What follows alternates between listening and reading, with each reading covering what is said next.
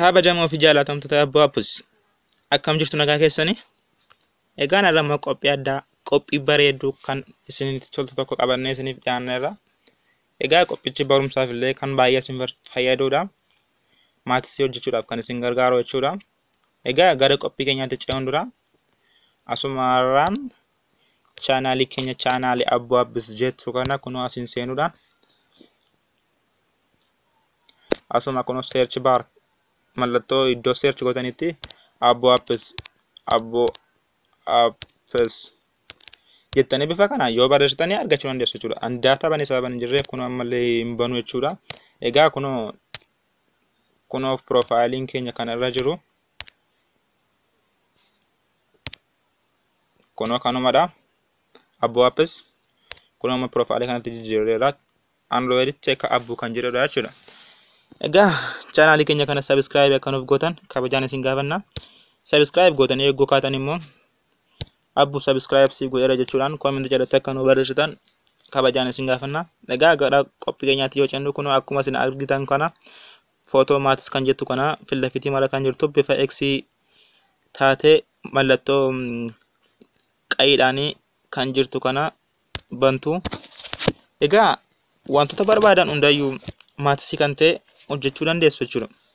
Egaa kunoo maatis fakkeenyaaf wantoota dheeraa ta'an yoo hojjedhee isinitti agarsiise asumarraan 5x square minus 8x plus 5 jenne gadi buunee amatuu keessatti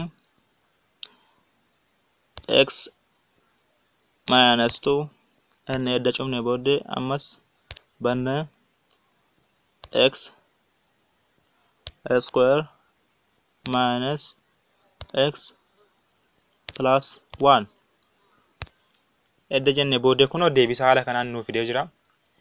Deebii kana steppiin ittiin hojjetame hunda yoo ilaaluu barbaanne kunoo asumarra steppiin hundumtuu kunoo asirratti barraa'ee jira. Maatisii kan ta'e hunda yoo hojjechuu dandeessu. Fakkeenyaaf kana barreeffamaan godhe yoo footoo kaasuudhaan barreeffamni yoo isinitti cime yeroo fakkeenyaaf qormaata jirtanis ta'e assignmentoota garaagaraa hojjettan kunoo footoo kaasuudhaan kunoo bifuma salphaa ta'een fakkeenyaaf kunoo kanuma yoon isinii kaasee isinitti agarsiise 5x plus kunoo ishee kanaadha. Kunoo qabee jira jechuudha.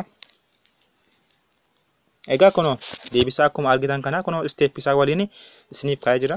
Egaan applicationii kana buufachuudhaan akka itti fayyadamtan isiniin jenna. Applicationii kun baay'ee kan isin fayyadudha.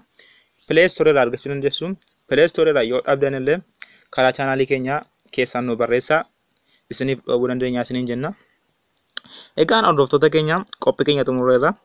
Adaraa chaanaalii keenya chaanaalii Abbaa Appus jedhu kana subscribe akka nuuf gootan ammallee kabajaan isin gaafanna. Qophii biraan hanga walitti deebinutti nagaan nuuf tura.